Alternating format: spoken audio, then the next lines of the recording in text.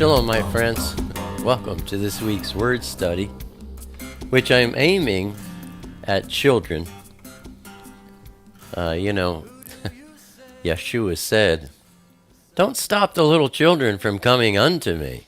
Children are wonderful. I've had someone recently tell me, Alan, our children never had any real interest in the word. Talking about children that are in their pre-teens, until we started showing them the Otiot. And, recently you probably saw I put up a video where some young children sent me their workbooks. They're studying the Otiot. They're being homeschooled, and they watch my videos every day as part of their curriculum. So, I asked them, what do you want me to teach on? They said, teach on the Otiot. So they love the Otiot. These are my flashcards. You can get these on the web.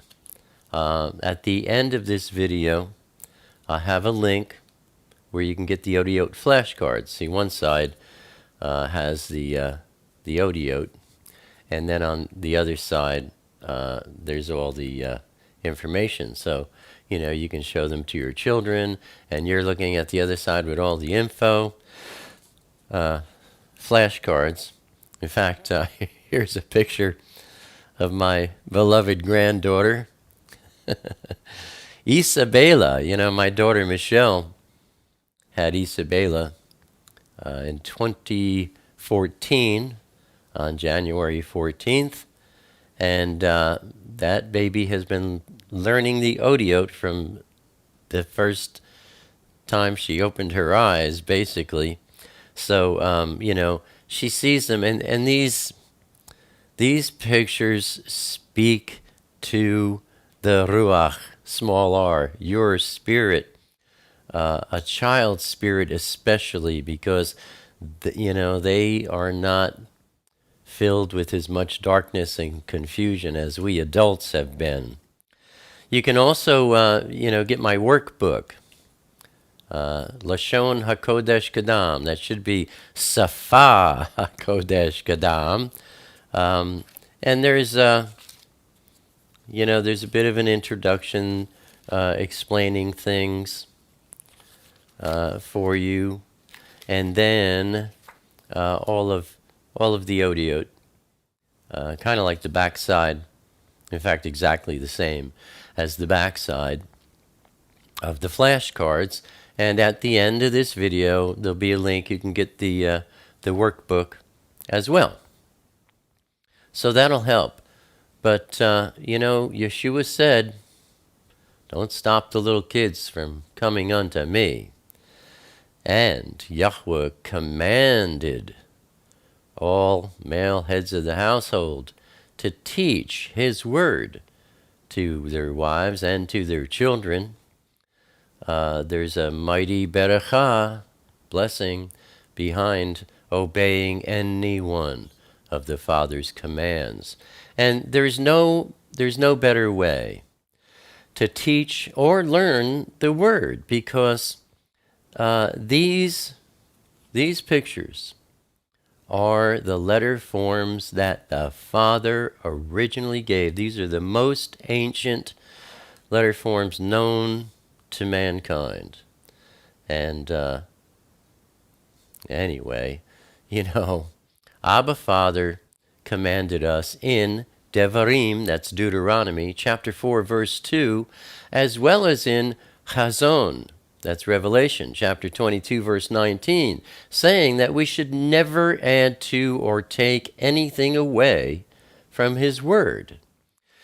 Whenever men interpret his original Aramaic Hebrew word into any other language, and, it also includes modern-day Hebrew language, everything's been westernized, they add things to it and they take things away from it.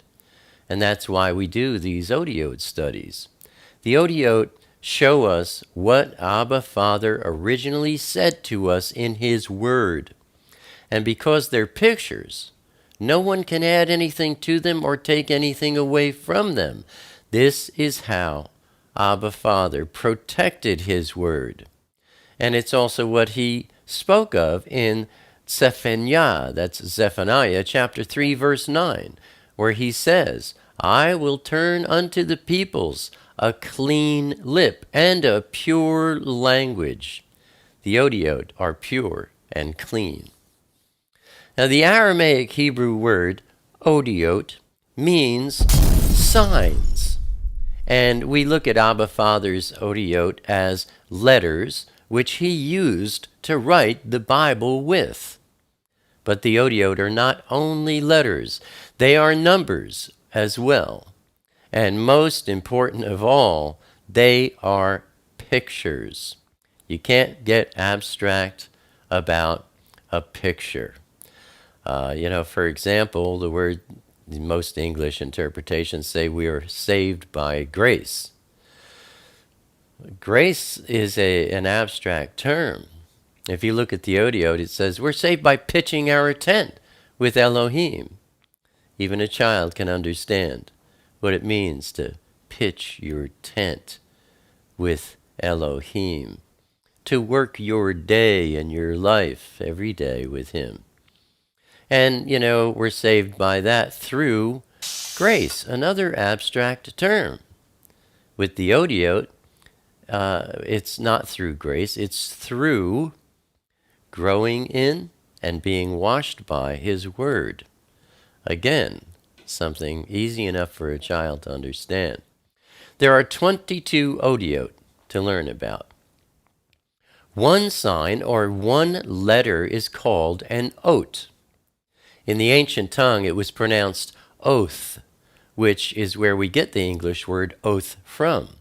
And that makes perfect sense because an oath is a statement of fact or a promise of something sacred, something kodesh, dedicated. This is exactly what the Otiot are, sacred facts and sacred promises, kodesh facts and kodesh promises. If you're accustomed to using the word holy, eliminate that pagan word from your vocabulary and replace it with kodesh. Kodesh means something that is dedicated to one thing and one thing only. That is kodesh. Now, Elohim teaches us in his word that he is the Aleph and the Tau, which means that he is the totality of all the Otiot, from the first ot Aleph to the last ot Tau. And that means, among many other things, that we can see a picture of the Father and his Son in each and every one of the Otiot. And think about this. Absolutely everything we see, as well as everything which we cannot see in this world, was created by Abba Father Yahuah through his beloved Son Yeshua, and he spoke everything into existence. This means that his Otiot are the very elements, the building blocks of all creation, the stuff that all things are made of, including you and me. Now, the first ot is Aleph. It is also the number 1. It is pronounced, when you see it as a letter, it's pronounced ah, like Abba, or like Elohim. It's the picture of an ox head. It points at Abba Father Yahuah. It has to do with headship.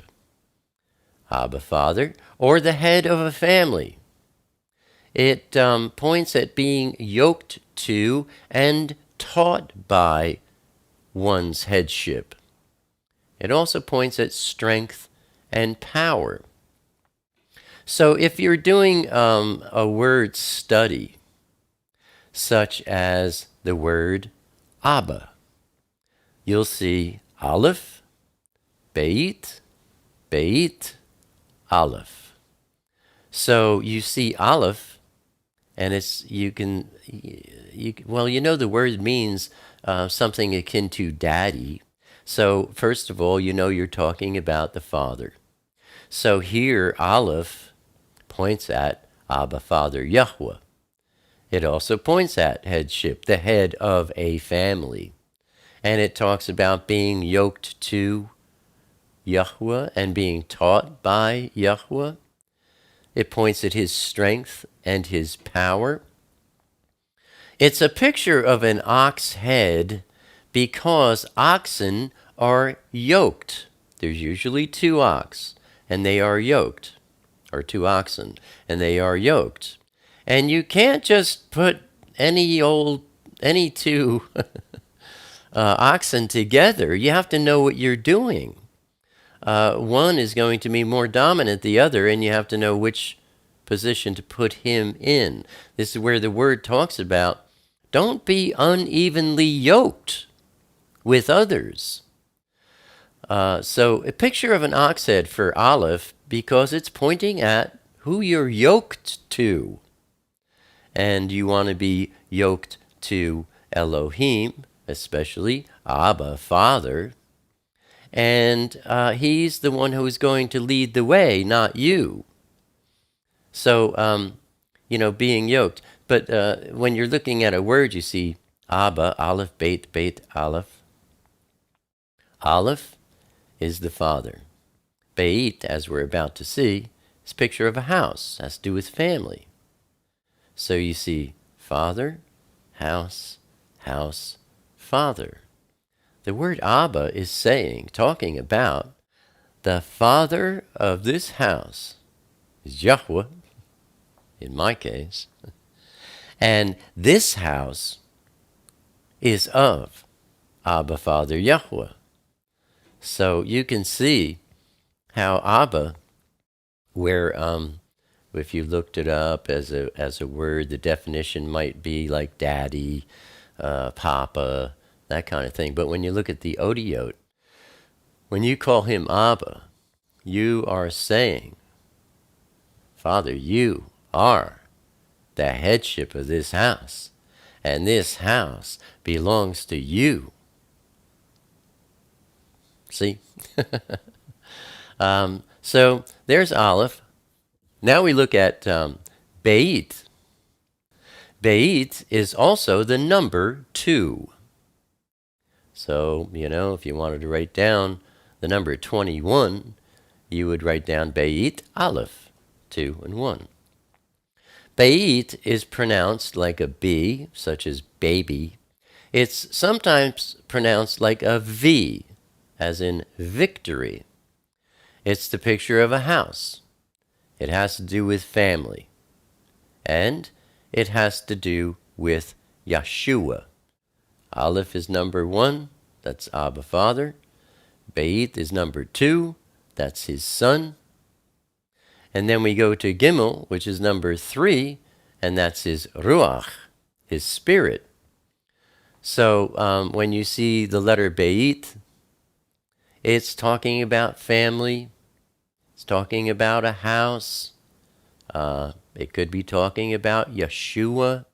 You look at these keywords I'm giving you, and when you want to interpret a word according to the Otiot, you look at each letter, and you consider all or maybe just one of these key words, and you put together your own picture. Abba, Aleph, Beit, Beit, Aleph. Father of the house, house of the Father. It's really quite simple. There's nothing complicated about Yahuah and his word. So now we turn to Gimel. Gimel is the number 3, and it's pronounced like a G, like get. It's the picture of a foot, and it has to do with your walk. It talks about a messenger. Romayim, that's Romans, chapter 10, verse 15 says, how pleasant are the feet of those who bring the good news. Gimel, as I said before, points at the Ruach HaKodesh. That's the Father's Kodesh Spirit. Aleph is number 1, the Father. Beit is number 2, the Son. Gimel is number 3, the Ruach. Then we look at Dalet. Dalet is the number 4, and it's pronounced D, like door. It's a picture of a door, and Yeshua is the door. Dalet talks about the 4 dimensions of space and time. In space, we have 3 dimensions: width, breadth, and height. Then the 4th dimension would be time. So when you see Dalet, it's talking about a door. And when we talk about the 4 dimensions of space and time, Dalet talks about us moving through the door, which is Yeshua, from the physical into the spiritual. In the negative sense, it might talk about like the Nephilim, moving from the spiritual into the physical realm and doing things they shouldn't be doing. Bad kids. Next, we turn to the Ot Hey. Hey is the number 5. 5 is the number of grace. And what's grace? Grace is pitching your tent with Elohim. But Hey is pronounced H, like hello. Or sometimes it's pronounced Ah, like Abba. Hey is the picture of a spiritual man with his arms raised. It means, when you see it, in a word, it means look or behold. This is an announcement, or pay attention. Hey has to do with personal revelation. What is personal revelation? Personal revelation is sometimes where all of a sudden you understand something that you didn't understand before. Like, wow.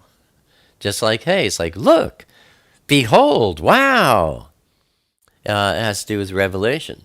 And it has to do with the 5th dimension of spirit. We mentioned Dalet has to do with the 4 dimensions, width, breadth, height, and time. And Hey has to do with the 5th dimension of Ruach, spirit. Then we turn to Wah. Wah is the number 6. 6 is the number of man. And it's pronounced W, like water. Sometimes it's pronounced O, like ocean. And sometimes it's pronounced Oo, like blue. It's a picture of a tent peg. And it talks about pitching your tent with Elohim. It also talks about securing something. Next we have Zayin.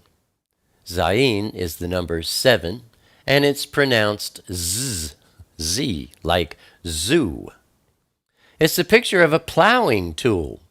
It has to do with digging into the Word, being fruitful, spreading the good seed. When you dig with a plowing tool, you create a little rut in the dirt for you to put your seeds in. So, this ode has to do with spreading the good seed, Yeshua, the message of Abba Father's Word. And this ode also has to do with remembering Shabbat, the 7th day, where we rest. Then we turn to Chet. Chet is the number 8, and it's pronounced that's a guttural sound, like Ruach. And a lot of people say, they can't do that, and they'll say Ruach. It's good. Learn to roll your R's. And, have you ever had a popcorn shell stuck in the back of your throat? It's kind of natural to, do that to get it out, right? That's how you pronounce chet. Chet. And when you say ruach, it's not ruach, it's ruach. It can be fun. Practice it. Learn to speak Yahuah's language with these pronunciations. Chet is the picture of a fence. It has to do with dividing things. In Lucas, chapter 12, verse 51, Yeshua says, "Do you think that I came to give peace or shalom on earth? I say to you, no, but rather division." So Yeshua came to chet, to divide things. Chet has to do with the resurrection, the net chetef, commonly known as the rapture. It also has to do with chai, eternal life, and with the operation of the gifts of the Ruach. There are 9 gifts. You can see them. Go to your Bible and read 1 Corinthians, that's 1 Corinthians, chapter 12, verses 8, 9, and 10. There are 9 gifts listed. People make the mistake of wanting to own these things of Elohim. Oh, he has the gift of healing, and she has the gift of discernment of spirits. No, that's not true. No one has the gift of healing. No one has the gift of discernment of spirits. People, anyone who has the indwelling Ruach, can be given the gift of healing when Elohim wants to heal someone. They don't own that gift. If Elohim used someone to lay hands on another person and you saw a miracle happen, I've experienced it a number of times, it's a wonderful thing. He used that person and to heal the other person.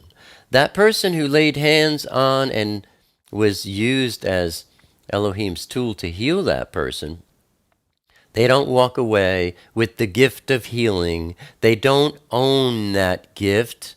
Elohim gave it to them at that time. Later, he might give them another gift because he wants to do something else. Anyone who has the indwelling Ruach can experience any one of the 9 gifts. And Chet is the oat that speaks about these gifts of the Ruach. But just remember, nobody owns any gift permanently. Elohim uses his children and imparts any one of the gifts as he sees fit. But it's not something that anyone owns. Next we have the oat Tet, and that is the number 9. Tet is pronounced T, like today. It's the picture of a basket.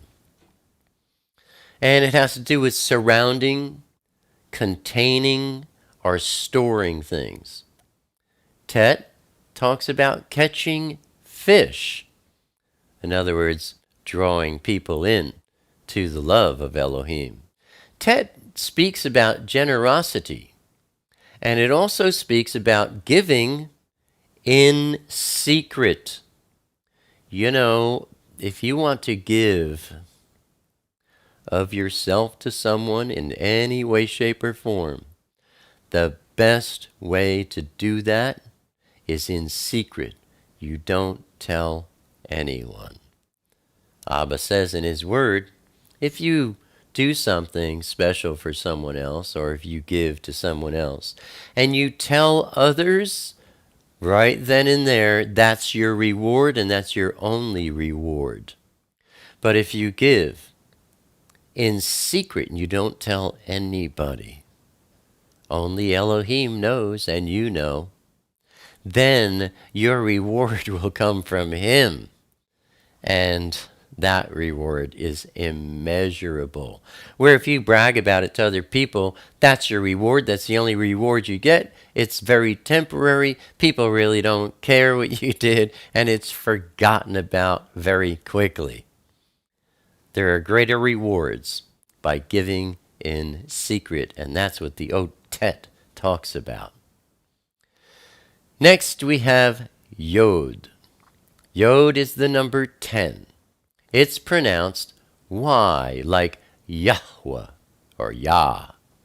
Or sometimes it's pronounced like E, like easy. It's the picture of an arm and a hand. It has to do with work, what you make. It has to do with your actions, what you do. It has to do with worshiping and throwing, like casting out seeds. Seeds. You cast seeds out whenever you speak the Father's word. They are like seeds. He waters them, and then beautiful things grow inside of people. Next, we look at Kaf. Kaf is the number 20, and it's pronounced K, like kind. It's the picture of an open palm. And it talks about bending, allowing, opening. It talks about taming or subduing the flesh. We all have a flesh nature. We all have a ruach, spiritual nature. The flesh is kind of selfish. It wants to have its own way. And we all have to learn how to tame or to subdue our flesh. We all have to learn how to say, no, that's not good for me. I'm not going to allow that. I'm going to bend and change my ways. I'm going to open myself to obeying Abba Father's instructions rather than to obey the desires of my flesh. Kaf has to do with the work of Yeshua. And it has to do with the filling of the Ruach. Not the receiving of the Ruach, but the filling of it. When anyone dedicates themselves to become Kodesh to Elohim and to make Abba Father and Yeshua their master, their Adon, they receive his indwelling Ruach. But they don't receive the filling of the Ruach until they carry on from that point and they learn to grow in his word and to be washed by and cleansed by his word. The more we do that, the more we receive the filling of the Ruach. So you can get more and more of the Ruach the more you spend time being washed by and growing in his word. And that is what Kaf is about, the filling of his Ruach in you. Then we have Lamed. Lamed is the number 30. It's pronounced L like love. Lamed is the picture of a shepherd's staff. It has to do with the leader and the teacher of sheep. It has to do with protecting and steering sheep.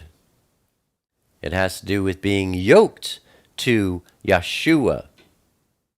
And it has to do with being one of the Talmudim. It has to do with discipleship, being a student of Yeshua. Where Aleph is about being yoked to the Father, Lamed is about being yoked to the Son, Yeshua. Then we have Mem. Mem is the number 40, and it's pronounced M, like mommy. It's the picture of water. The Father's word washes us clean. It also has to do with the blood of Yeshua, which paid for our shortcomings. Mem has to do with questioning things. It has to do about wondering. Oh, I wonder what that means. It has to do with mightiness. Sometimes it has to do with chaos, when everything just goes wild, like a hurricane or a tornado. Then we have the oat nun. Nun is the number 50, and it's pronounced N, like Nazareth. It's the picture of a seed. Yeshua is the good seed. Satan is the bad seed. There are only two seeds in all the world. Some people are just offshoots of the bad seed. They produce the same fruit as the bad seed. And that's why we see bad things going on in the world.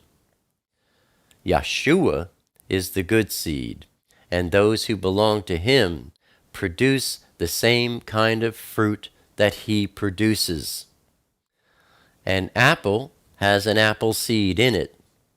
That apple seed produces more apple trees, which produce blossoms, that produce apples, that produce more seeds. And we have the good seed, we have the bad seed in the world.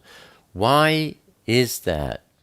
Why does Abba Father allow darkness in this world and bad people to do bad things? Satan and the bad seed. It's all because he doesn't want to make a bunch of robots that everybody just loves him and they're just like mechanically moving along. That's not Elohim's way. Elohim creates, you can see a whole field of daisies, and they all look the same.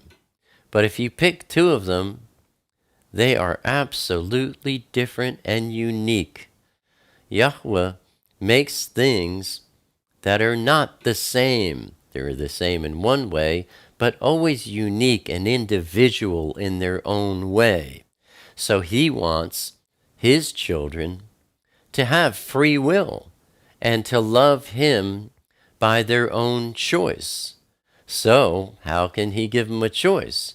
He created evil and he created goodness, and people can make a choice so that when it's all over with, Abba Father will know, these are my children and these are not. That's what it's all about. And Nun is the picture of a seed. It has to do with unstoppable motion. When a seed starts, you can't stop it. Did you ever see a little plant growing up through a crack in a rock or in cement? You can't stop that seed. It'll grow up through a rock. It'll make a crack if it has to, but you can't stop it. It has to do with unstoppable motion. And Nun also has to do with offspring, heirs. People are either offspring of Yeshua or Satan. They're either heirs of Yeshua or heirs of Satan, Hashatan. Next we have Samech. Samech is the number 60, and it's pronounced S, like Samuel. It's the picture of a thorn, a sharp and piercing shield, not a thorn that necessarily would hurt someone, but rather would hurt anything that's trying to hurt someone. It's a sharp and piercing shield. It's Elohim's Gader HaKodesh, his hedge of protection. that he puts around people he loves. Samech talks about grabbing and holding. A thorn is a seed, but a seed that attaches itself to clothing or hair, and it doesn't let go. And samech also has to do with infinity, limitlessness, endlessness. Abba Father has no beginning, no end. That is samech. Next we have ayin. Ayin is the number 70. It's pronounced, it's a guttural kind of a G. Or sometimes it's pronounced ah, like Abba. And sometimes it's pronounced like a Y, like Yahshua. It's the picture of an eye, and it has to do with spiritual sight and vision. It has to do with watching.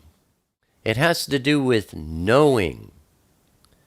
And it has to do with His Word and His Ruach converging in your soul, converging in your living experience. In other words, Ayin talks about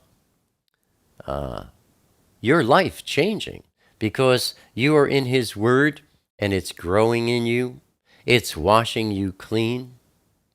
And then you have His indwelling Ruach. And because you're growing in His Word and it's washing you clean, you're getting the filling of His Ruach too.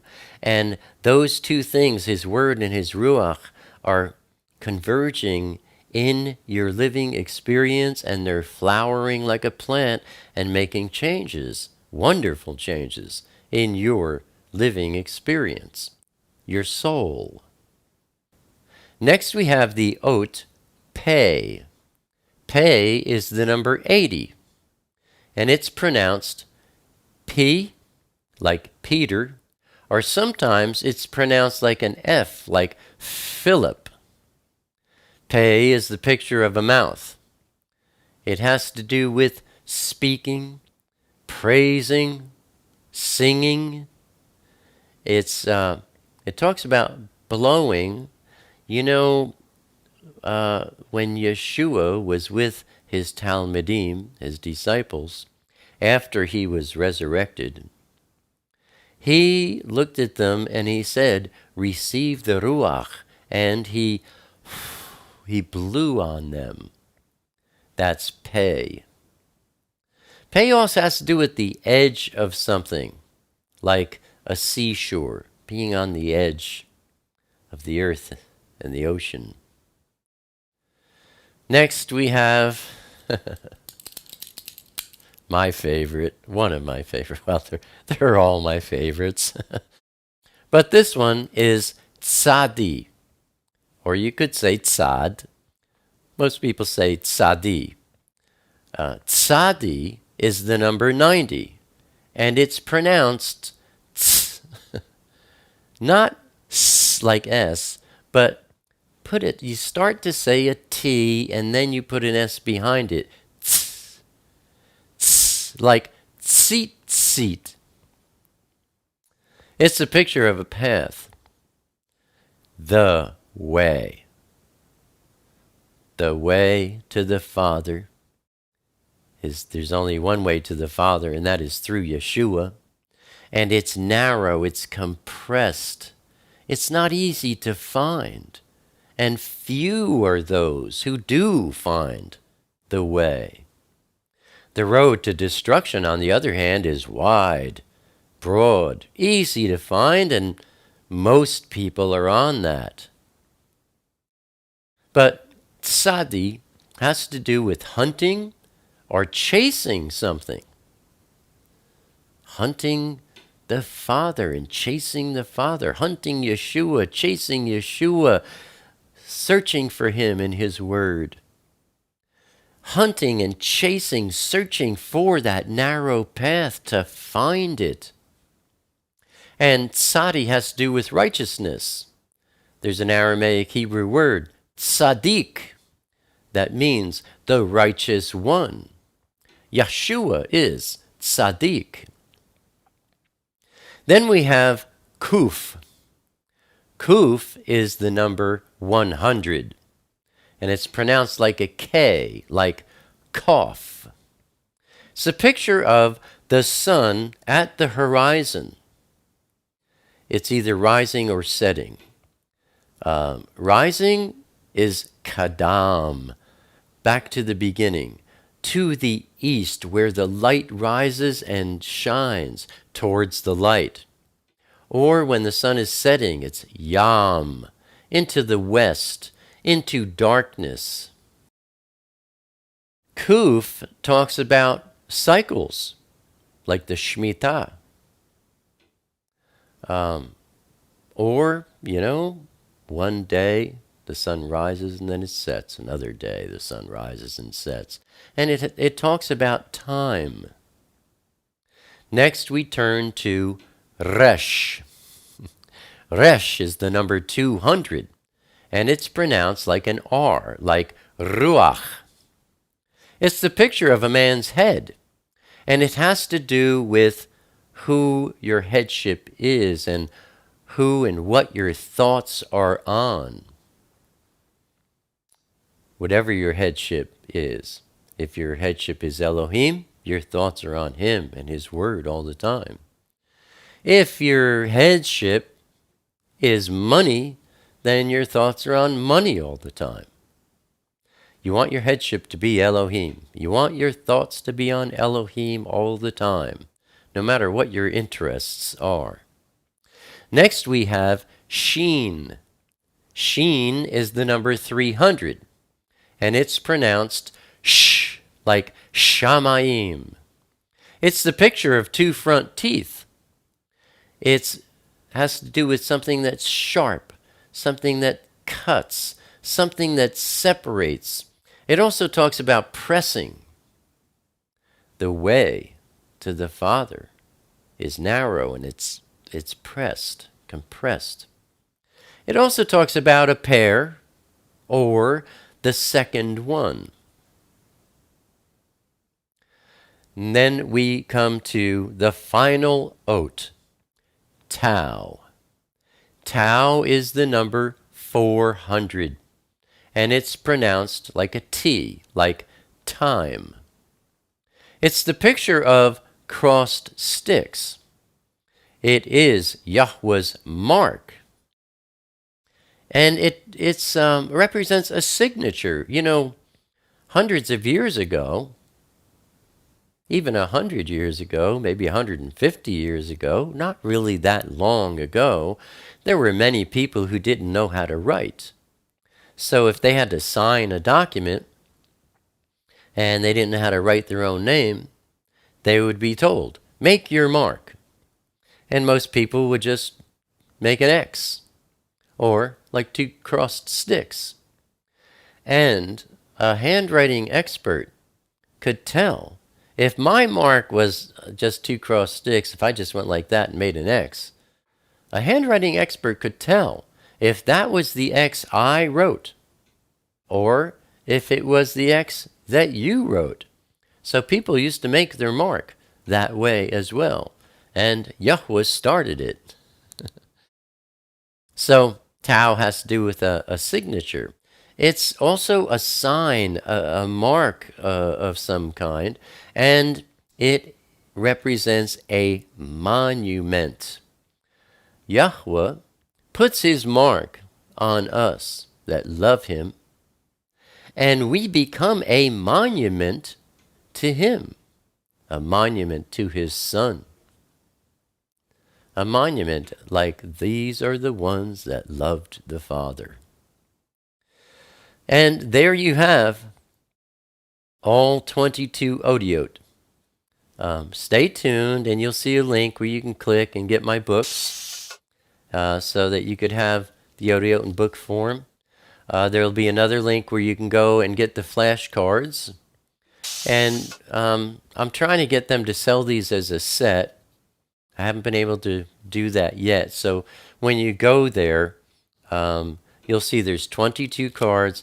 You have to click on one, and if you want one, or if you want two or three of them, if you want 3 sets, you can say 3. But you have to put each card one at a time into your shopping cart. They're not that expensive, and the more you buy, the less you're charged. So I think you can buy like one set for around $13 or $14. But these are great to have. I just bought Isabella a brand new set because she's pretty much destroyed the first set I got her, drool. She's only a year old. So that's that. Now, the thing is, in my book, I talk about how to conduct your studies. So aside from having the Otiot in the book, I explain a little bit of how to conduct your studies. It's a little bit difficult with the New Testament, that is the Renewed Covenant books, because the world thinks that they were written in Greek, and all you can get are the Greek words. It's a little bit difficult. I've found,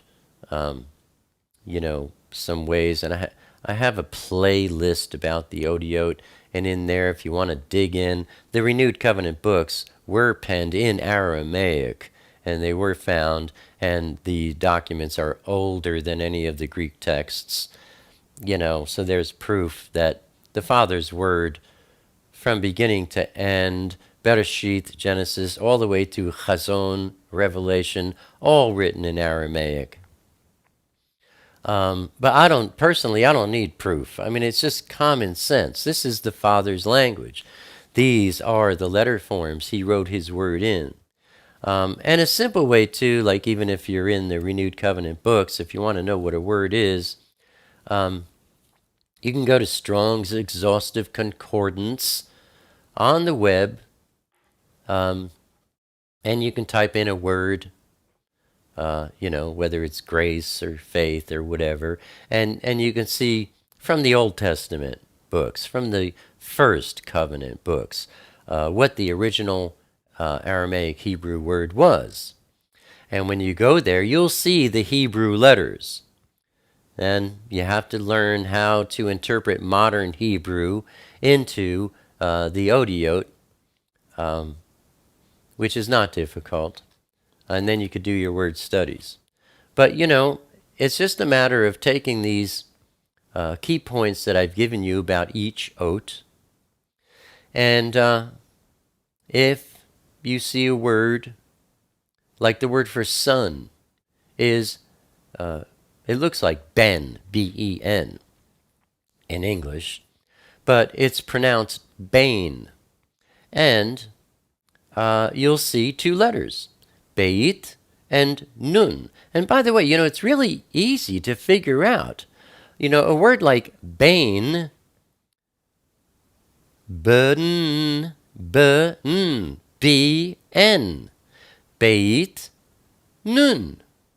It becomes very easy to learn how to read Aramaic Hebrew words once you get the idea about what's going on. Bane, there's 2 consonants there, B and N, B and N. That's beit and nun. So, the word bane means son. You look at it and it's beit, that's a picture of a house, the family. And then nun is a picture of a seed. So the son is the seed of the family. And that's how we do these things. You get creative. And don't get too creative, Don't add to His Word. But you can get pretty creative when you look at the letters of any word, the Otiot of any word, and to see what picture the Father was painting. And it will be truer than any westernized definition of any word there is on earth. That's our study with the Otiot, my friends. I hope and I pray that this is a beracha to you and yours. I hope and I pray that if you're a man and you're married, you have a wife and children, that you adopt this habit of teaching your wife and your children His word this way. He commanded you as the head of the house to teach your wife and your children. Please do so. And as always, Abba willing, I'll see you here next week. Until then, shalom, my friends.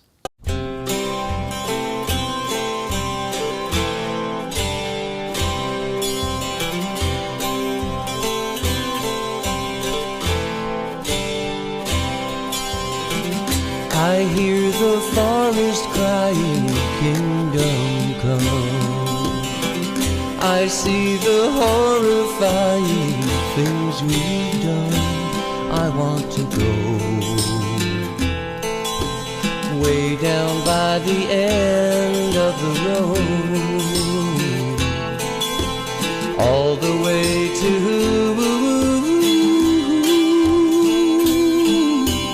kingdom come.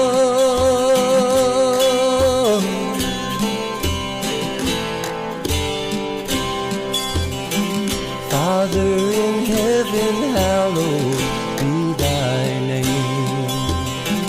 Thy will be done on earth, oh hear me pray. Give us this day. Let our needs get met along the way. And most of all I pray you, let your kingdom come. Yeah, kingdom come.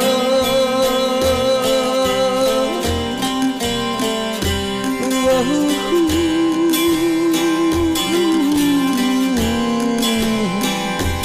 All our brightest dreams are shadowed by the darkness of the night. I keep watching the horizon for the slightest hint of light. Give us this day, give us this day. Let your kingdom come. Whoa.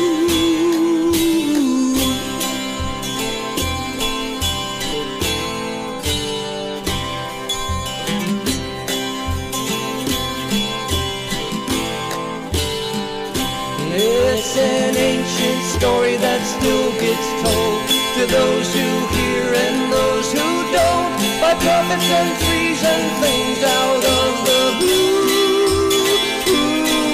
But once that cry has reached your ears, your heart gets filled by what you hear, and what you hear is just the sound of